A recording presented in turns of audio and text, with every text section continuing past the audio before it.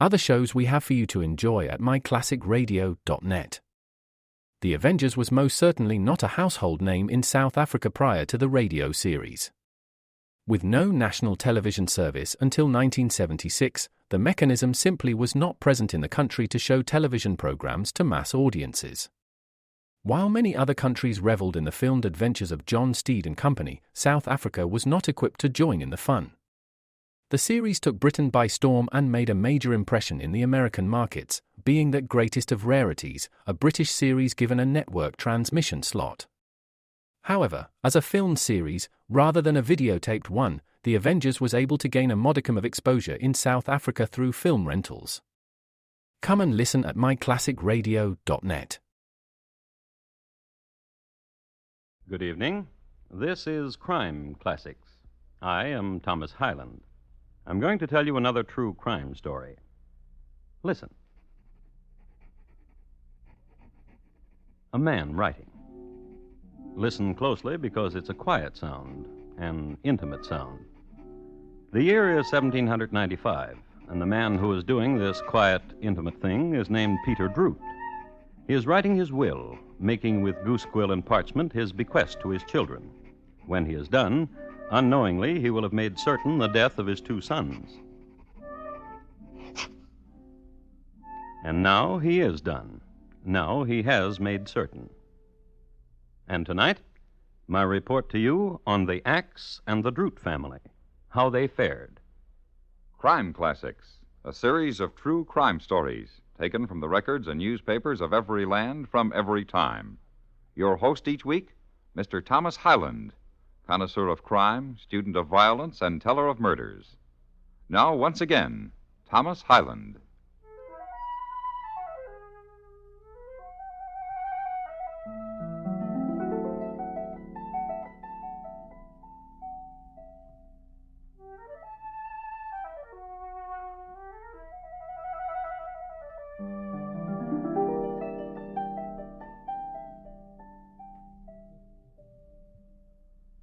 The place is Heidelberg Township, Dauphin County, in the Commonwealth of Pennsylvania. During the closing years of the 18th century, Heidelberg snuggled against a bend of the Susquehanna. Its chief product was people, who were sent downstream to Harrisburg and overland to Philadelphia. So great was the margin of export over import that I can no longer locate Heidelberg Township on a very good map of Pennsylvania. However, during the time that it flourished, it was noted chiefly for its rocks, which were used all over the county to build churches, sheds, barns, and gravestones. The Droot family lived in a stone house, and Peter Droot was so wealthy that he was buried in a coffin imported from Bavaria, which was decorated with cherubs painted on porcelain and other sad scenes. His shroud was of genuine black Westphalian lace. His lawyer was of 100% Saxony stock and came from Philadelphia. And to my daughter Elizabeth, I, Peter Droot, do will and bequeath the sum of £1,000. However, the sums I have already advanced to her in the amount of £800 shall be considered a part of this legacy. And to my sons, Francis and Peter, I leave the residue of my estate. But in the event of the death of either of my sons, without issue... And his daughter Elizabeth, pure product of Heidelberg Township, was moved. Some father I had, to leave to his own true daughter a measly £200. You have done a deception to me. Deception? How? To tell me you were the favorite of the old man's children and would inherit the money. This is deception, to get me to be the husband of you. John. What? I did not mean to deceive you. Get thee away. I begged you to believe me. Get thee from the chair and take my hand. The likes of you, a spouse to the likes of me. I'm sorry. I'm sorry. I said it, Elizabeth. Get thee away. That vile man, that father to me, to have done this to his daughter, that I have to wait until the death of my brothers to get to his wealth. That I have to wait until the death of my brothers to get to his wealth. That I have to wait until the death of my brothers. Yes, I heard it. And that as each one of them would die, I would get £500. Yes, I heard it. Elizabeth, What husband? how well do you love your brothers? Francis is the oldest, and I can recall one day at the quarry when he struck me with a stone. This scar. And the younger one, Peter. Who was named for my father, and as cruel as my father, and who became my father's favorite in my stead, who once called me a name I shall never forget. Were they to die? I am sister to them. I should weep. In your arms, husband. And you would make me smile again. Smile now. In your arms. Yes.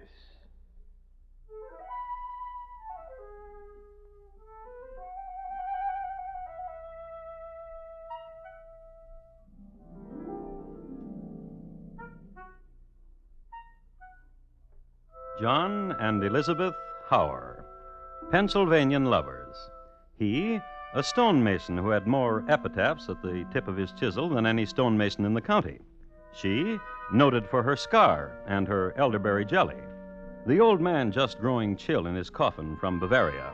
And John and Elizabeth, daughter and son-in-law, were getting ready to lay the rest of the family beside him. I think we should start with the younger one first. Why, whatever are you talking about? He's better off dead than alive, anyhow. Why, whatever are you talking about? Put me down. Put me down.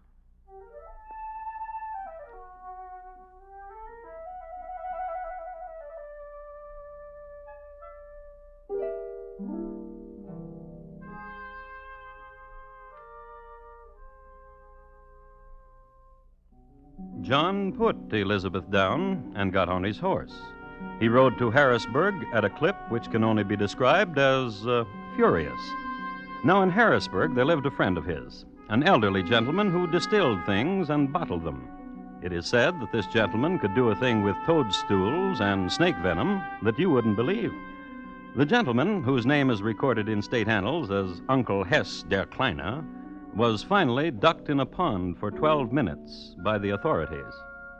Well, John bought a few ounces of an essence from Uncle Hess and rode back to Heidelberg Township. And the next day, in the stone quarry, this is what happened. And how is your brother Francis these days, Peter, lad?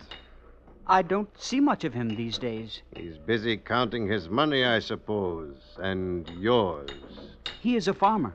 He farms. A question, lad. Aye, John? Have you had the fancies lately? How do you know about that? Your sister, lad. She told me. How since a lad you have been seeing strangies and ghosties and whatnot. And what of it? Nothing, lad. Nothing. It is true that I have been visited. And me, too. Last week I was lying beneath the stars near the barn. There was a wailing, and I look about me. Such a beautiful fancy she was. And she was crying. Go on. Go on, John. Of such beauty. And I reached out my hands to her, and her image was smoke. Wondrous. I can see her any time I wish it. How? I have a thing here, a potion, a small bottle of it, prepared specially to lie under the stars to see this wondrous, beautiful lady. Was she indeed so beautiful? I am unschooled. I have not the words for her beauty. Please. What, lad? Give me of that vial. Let me taste. She stirs your imagination, lad. Yes, oh yes. You can almost see her in your mind now, can you not? Even while you talk, I try to imagine her. Please, give me of the vial. Here, drink it. Yes. All of it. Good lad. Tonight, lie down under the stars and see what will happen to you. Thank you, John. The bottle is good no longer. Throw it away, lad.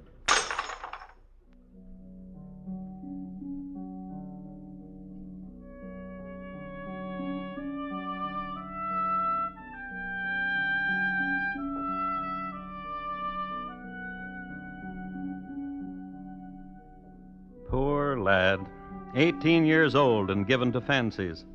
Now, all of us know that many lads of 18 even today are given to fancies, but young Peter Droot was very rich and lived in Pennsylvania, and it was a rare moment indeed when he wasn't beginning or ending a fancy. And too, this, we must remember, was the era of potions to conjure up most anything, from rain to a lady made of smoke. So, young Peter Droot had everything going for him that night: youth, imagination, and potion. He went out under the stars and lay down near the barn, just like his brother-in-law told him to do. What happened then may be described as a good night in the country gone to waste. Oh! Oh, my stomach! Ooh! My stomach! My stomach! My stomach! Oh! Oh! Oh! That rooster crowing really upset schedules in old Heidelberg Township that night. People and animals looked out of the window and wondered what ailed that rooster anyhow. It was too early to get out of bed and too late to go back to sleep, so they gave ear to the commotion. Through the din rose the wails of Peter Droot, who had seen no fancies but was writhing with a terrible ache in his stomach. His brother Francis brought him back to the house and applied an old Pennsylvania poultice, which relieved the lad no end. So, the next morning in the stone quarry... And all that happened, John, was an ache right here. A grievous ache. Poor lad. Lad, Yes? when you lay yourself down under the stars, which way were you facing? Toward the east. Toward Bruder Gansel's farm. I should have told you. I did it wrong. Oh, 'tis my fault. You faced the wrong way. However, come here. Walk with me. Sit yourself down here by this pile of rocks. Here? To your left a wee bit. Very good. Now close your eyes and think hard. Of what? Of beautiful things. And silently I will say a magical thing. And I will go from you a little and behind you. Peter, keep closed your eyes. Say it. Say the magical thing. Aye, right now.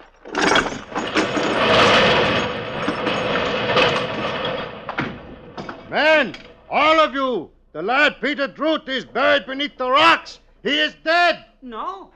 No, I am not. The slide of rocks did not touch me. I heard their sound and I leaped, and What a relief it is to me. Oh, how happy I am.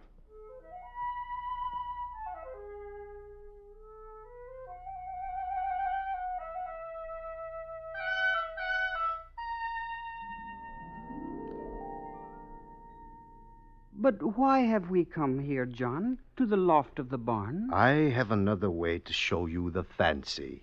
How? This rope I have here tied to the rafter. Place it about your neck. Very well. Do not let me fall, for the rope is not long enough to reach the floor. Is the rope tight enough about your neck now, lad? Tight enough? For what? For this?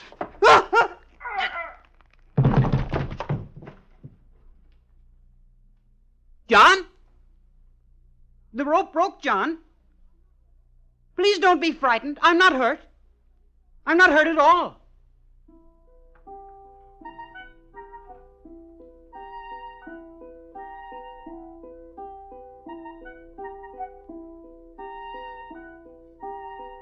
And as long as Peter stayed alive, John couldn't collect any of the legacy, which is why John sat in a hayloft, head in hand, and pondered. Then John thought about an axe, and he pondered no more.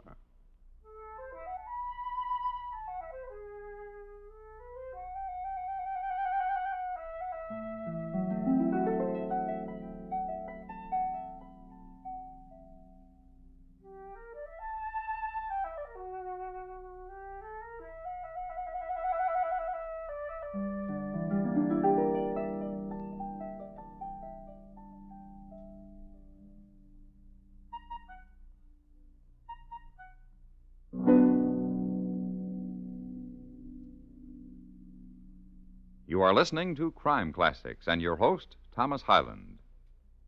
Patrolman Kirk reported in from Box 23 at 1:42, on time to the minute. His next call was to come from Post 7. He never made it. When they finally found him, he had been shot to death. Was it suicide or murder? The steady, detailed work the real police do will again be evident on CBS Radio's 21st Precinct tomorrow evening as the world's largest police force tackles the case of Patrolman Kirk and Post 7. 21st Precinct is broadcast on most of these same stations. Be at Post 7 tomorrow. And now, once again, Thomas Hyland and the second act of Crime Classics, and his report to you on the Axe and the Droot family, how they fared.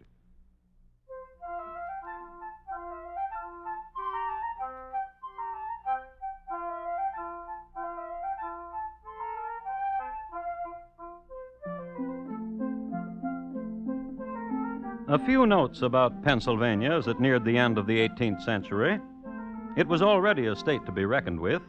General Washington had camped there during the winter of 1777-78 at a place known as Valley Forge. In the town of Chester, Mad Anthony Wayne drilled his troops in an unusual manner in the courthouse square. The western part of the state was rife with forests, game, trout streams, and beneath it, the silent flow of oil, to be discovered 50 years later in Titusville, of all places.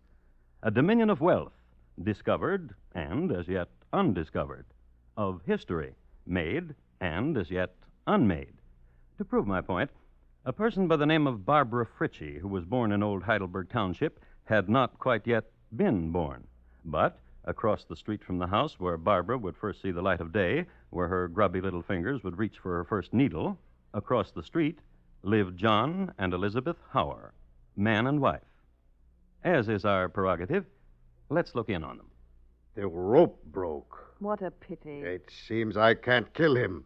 Something always goes wrong. You always were a hasty man, ruin things. In the barn this morning, I did everything neatly. The rope broke. It was a new rope.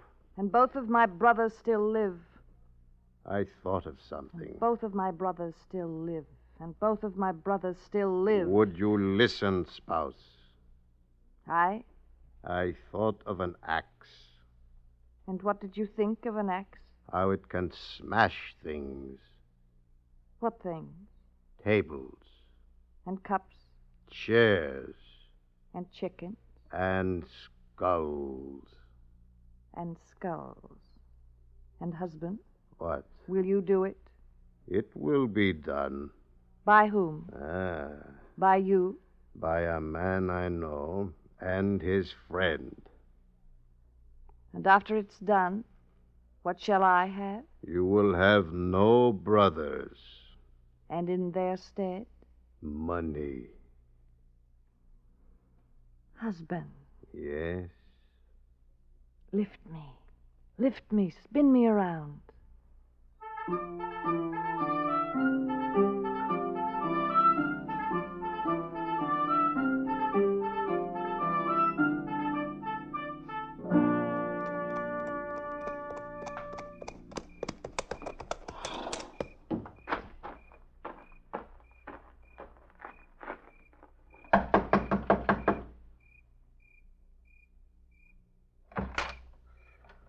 Aye? What is it? To talk with you, Charles. Come in, man.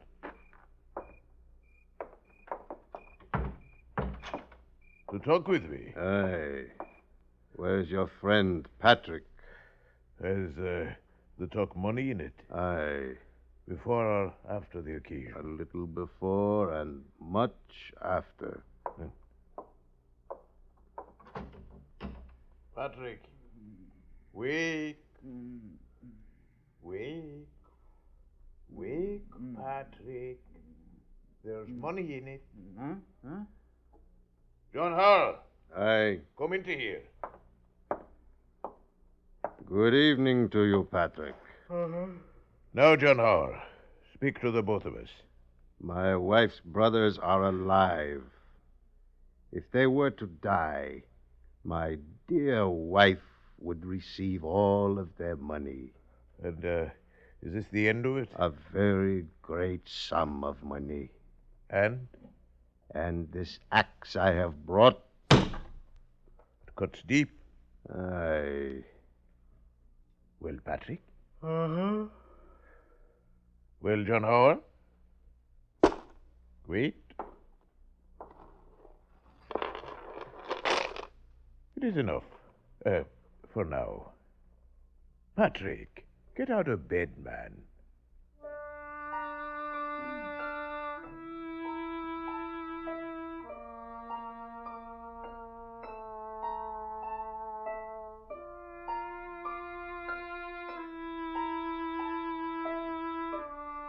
There were frontiers in those days.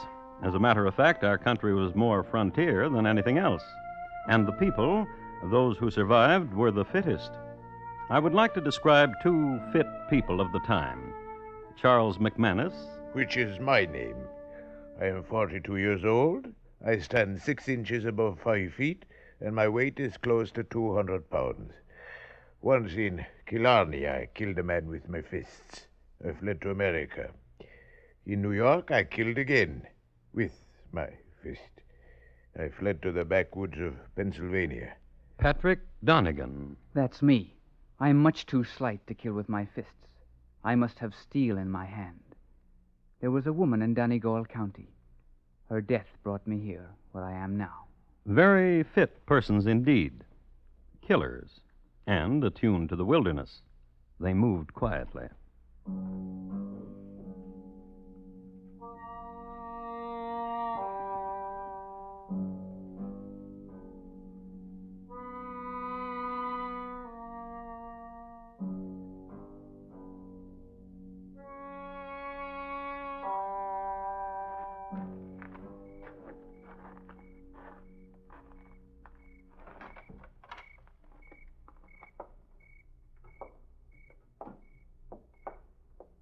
The older one sleeps there, he said.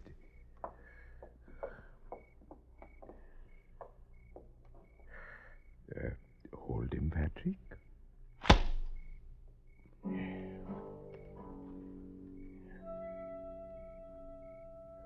And the young one sleeps in there, he said.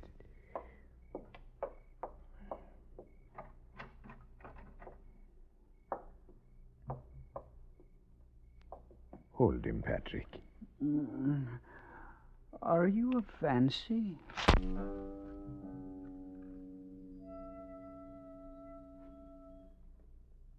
Now we can go.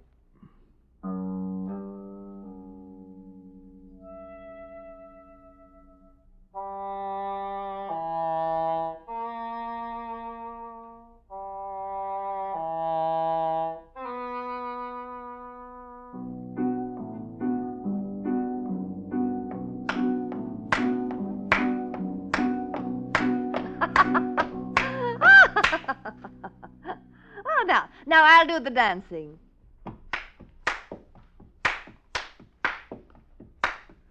Come to me.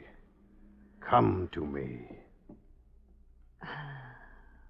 They are dead. They are dead. Outside the night is warm. And there is moon. And there will be us. Gently.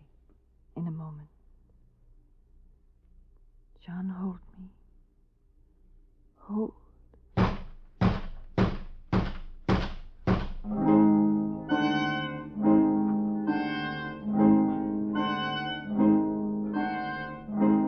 They came, the townspeople, and they knocked on the door of John Howard and his wife Elizabeth.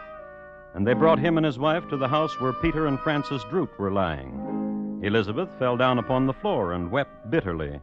John sat down and made no remark.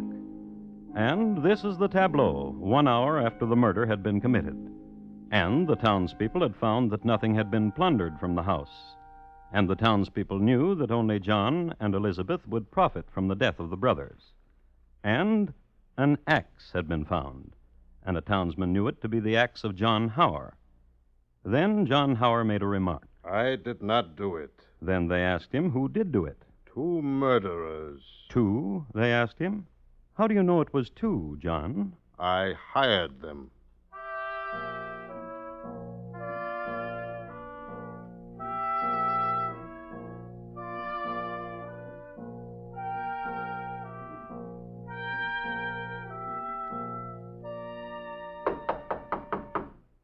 Why, what is it? So now it is, Charles. Open. Who are all these people?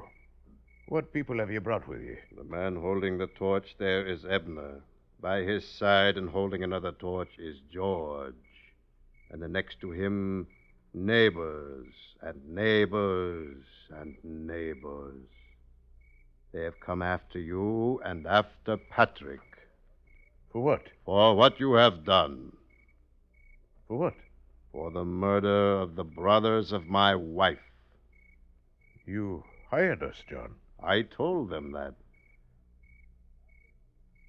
Patrick, wake up.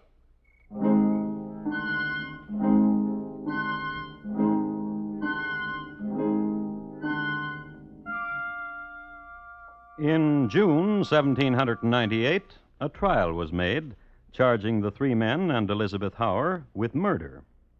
I have never been one whose life has been governed by the lust for money. Only love and sweet solicitude for my husband. If it has been my husband's immodesty to have committed murder, I do love him still. I committed no murder. He committed no murder, he says. He gave me an axe. He gave me money. I returned them and said, do your dirty work yourself. Didn't I, Patrick? As sure as you're born. I heard you refuse the man distinct, and I heard him muttering that he'd do it himself. Gentlemen of the jury, as your judge, I now charge you. The murder of Peter and Francis Droot rouses the indignation of the county. Its atrocity is unequaled by anything of the kind hitherto known in Pennsylvania. The execution of the murders was as horrid as the motives were base and groveling. The keenest sensations must arise in the minds of all good men and worthy citizens.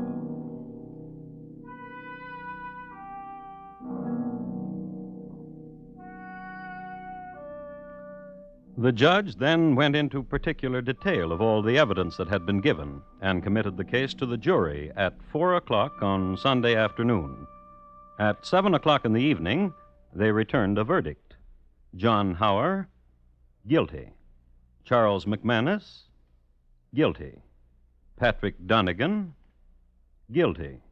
Elizabeth Hauer, not guilty. I'm pleased. I'm so pleased. Goodbye, my husband. The guilty were all of them hanged on Saturday, July 14th, 1798. Elizabeth Hauer mourned for a respectable interval, then married again to one Obed Fanistock. The Fanistocks moved to Maryland, to the growing community of Cumberland, where they bought a house and a well and sold water to settlers moving west. And it all happened in old Heidelberg Township, which I can no longer find on the map.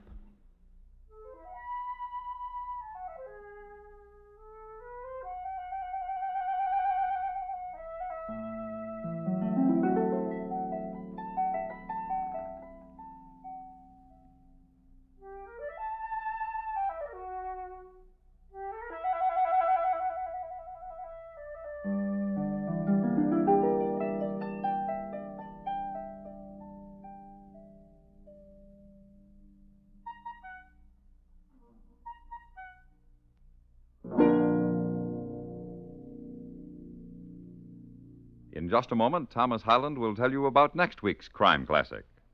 The Droot Family, tonight's crime classic, was adapted from the original court reports and newspaper accounts by Morton Fine and David Friedkin. The music was composed and conducted by Bernard Herrmann, and the program is produced and directed by Elliott Lewis. Thomas Hyland is portrayed on radio by Lou Merrill. In tonight's story, Mary Jane Croft was heard as Elizabeth and Clayton Post as John. Featured in the cast were Herb Butterfield, Sam Edwards, Paul Frees, and Charles Davis. George Walsh speaking. And here again is Thomas Hyland. Next week, San Francisco Bay, midway between Oakland and San Francisco, on board the good ferry El Capitan.